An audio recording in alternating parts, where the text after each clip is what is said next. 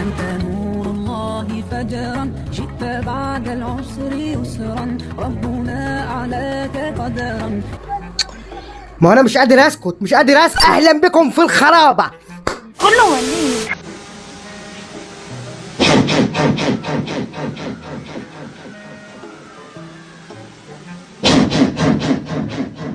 يعني بدل ما تروحوا تصلوا التراويح تروحوا تسمعوا ابو تفه. وايه السبحه اللي ماسكها في ايده دي؟ سبحانه يا ولاد الولد. طول عمري اسمع عن الشيخ، اول مره اشوف.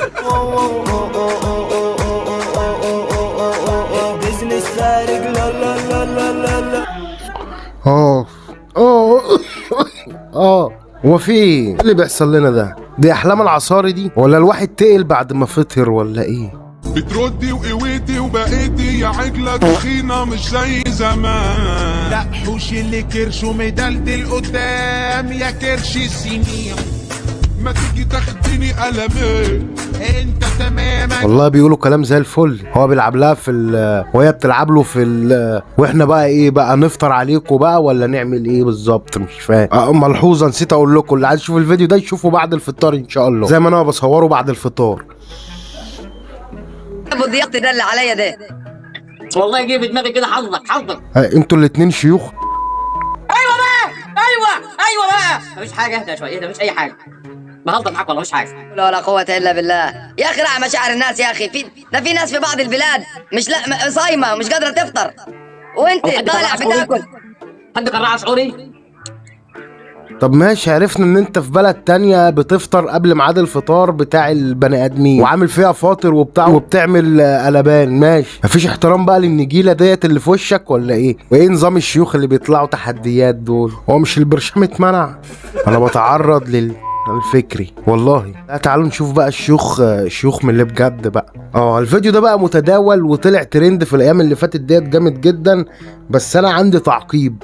الموضوع جميل وكل حاجة وكلمات القرآن بتهدي القطط وبيطلعوا على كتاف والدنيا جميلة، مفيش مشكلة. بس الموضوع يعني للأسف هو اتشهر بالقطة اللي طلعت على كتف الشيخ. طب حد سمع صوت الشيخ مثلا؟ هل صوته حلو؟ حد قال رأيه في صوته أصلا؟ هو صوته جميل وكل حاجة، بس التعليقات كلها على القطة اللي سمعت القرآن. فبالظبط زي ما بقول لكم كده، إن لم تضغطوا لايك فاعلموا أن الشيطان قد منعكم. هو ده بالظبط اللي حصل. زي بالظبط شاهد فرخه باربع رجول، ان لم تضغط لايك وتكتب سبحان الله فاعلم ان الشيطان قد منعك. حاجه ملهاش علاقه بالواقع اصلا، وخرافات وخزعبلات حتى لو حقيقيه. احنا يعني انتوا حررتوا القدس مش قوي كده، ما تصغروناش يا جدعان. روحوا شوفوا اللي بيحصل في القدس من اول رمضان. يعني صباح الفل. اشمعنى ده اللي ما بيطلعش ترند؟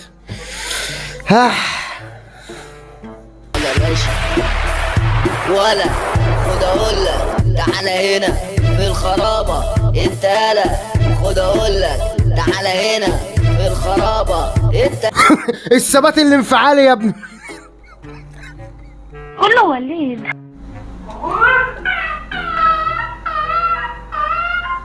ايه ده؟ ايه صوت الحمارة اللي في موسم التزاوج ده؟ شكله هيعمل حاجة شقية. اوبا يا ابن اللعيبة، يا ابن اللعيبة بيضرب الزعبوط بالبوكس يا ولد. انا قلت دي احلام العصار.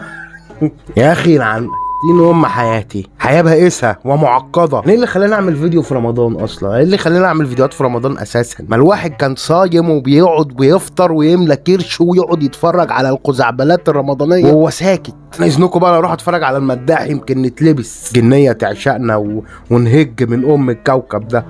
كان معكم عمو زفت اللي مش عاجبه الخرا اللي بيحصل. سلام عليكم.